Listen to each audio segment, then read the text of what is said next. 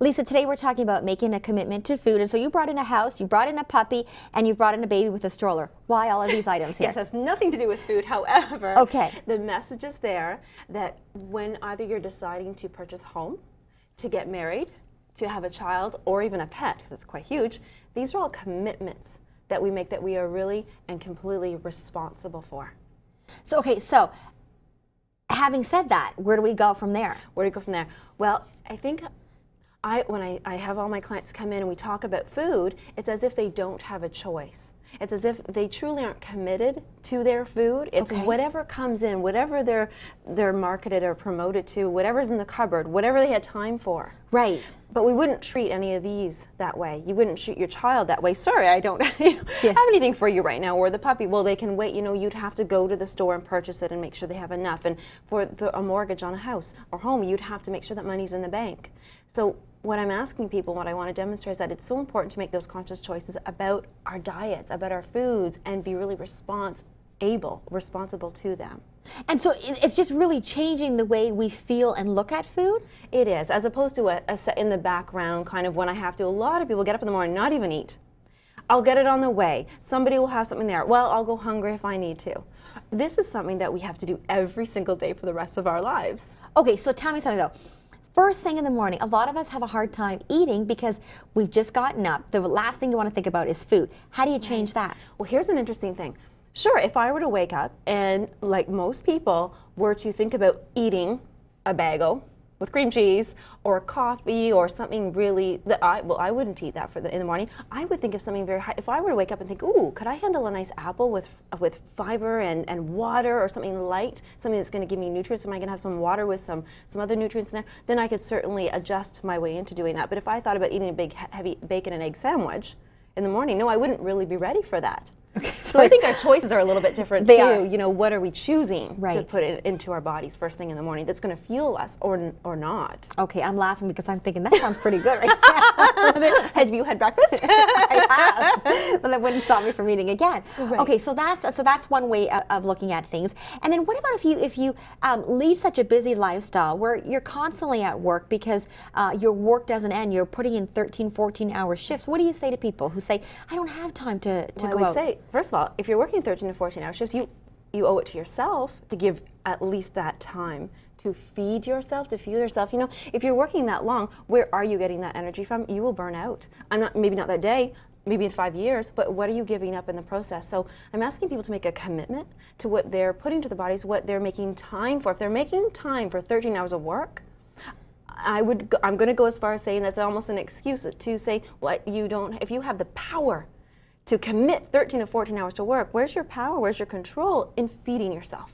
And so why do we reach for all the bad sugary items? Because we're working 13 over hours.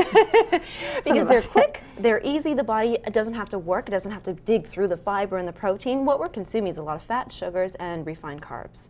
And that obviously has an effect on our body and how we feel. Exactly. So when we're not feeling, you know, we'll go from I need it, I got it, to, okay, that will hold me over. Then we use brain power. Oh, put it away, I'm not really hungry and I don't really feel well, but you know what, I'll forget the migraine or forget, you know, that I'm kind of feeling flighty or that my bowels don't work and not worry about it. So that if we make that choice, that responsibility, just like we would to a mate, as I was saying before, we have that adjustment period when we're getting engaged to get married.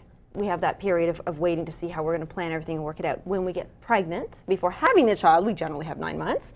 When we have a pet or looking for a home, we have that time just to have that adjustment. So why not? Don't go from doing all the refined foods and sugars and fats, so one moment to a perfect, healthy, nutrient. You know, it's going to take time to develop the knowledge, the habits. How much time do you have that you're going to choose to commit? And you know, another thing too, when you talk about this whole thing about commitment, a lot of us also eat based on our mood. So if we're happy, we want to celebrate with something sweet. If you're depressed or sad and things are not going your way, you want to eat comfort foods. And when I say comfort foods, for a lot of people, that can be fattening, salty items that are not good for you. Right. And then you feel guilty afterwards, Lisa. That's true, and that's the biggest thing is when, guilt is the worst thing. If you're choosing a diet that you already know that you're not going to feel good about, then you're never going to be able to commit to that properly. You're always going to feel like you're either punishing yourself, rewarding, then feeling bad. you're never going to be satisfied. Whereas if you can choose a diet, mostly what we're dealing with there, if you're going for those fatty, salty, whichever, following your moods means that your brain chemistry is off, your hormone levels are imbalanced. So when you eat a correct diet, you're actually going to stabilize them, and you're going to not crave the bad. You're going to create some fats, but they're going to be the healthy fats. You're going to be able to crave and get some good sugars. Just to share, one of my favorite desserts, and it is a treat, is pomegranates, walnut, some agave, and sprinkled cinnamon. And it sounds really good. It's just, I thought you were going to say ice cream or cookies. It is better than ice cream. You've got crunch, you've got sweetness, you've got water, you've got a little bit of the fat in the nut, the walnut. So it's satisfying all my cravings, and yet it's healthy for me. And Lisa, these are things that we can all do. Like you have to. If you're one who's constantly eating junk food and you want to just cold turkey it all together, it's not going to work. So you've got to gradually make those changes, right, to get to the point where you can have the pomegranates with the walnuts. That's right. I did not start here. I absolutely started before with. I was never a donut, but definitely a muffin. A muffin and tea with cream and sugar person. So this is from going one place to going to, and you know what? I remember those sugar-laden cereals every morning, and I also remember as a child going to school and feeling really, really great and then crashing and then thinking, do I just hate school? But it wasn't that. I didn't have the brain power, I didn't have the energy, I didn't have the steam to keep going, and I just wanted, you know what, I felt sick half the time, or I wanted to kind of faint. I didn't have the energy, was not as happy as I should have been.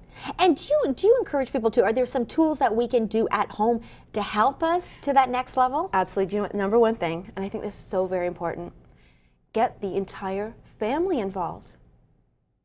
Okay, so that means creating like a grocery list, what kinds of foods they would like to eat. Don't single yourself out that you have to make this change. Get everybody, make this a fun game, an activity. Yes, create a menu. What do you like? What's your favorite food? And then make small changes. So if you have pizza, take that pizza, make a commitment as a family. Say, we are going to have pizza night. We're not going to get rid of pizza night, but we're going to make our own pizza. And this is what we're going to do. We're going to slowly add these little things that you can still keep something on there that, you might not, cheese.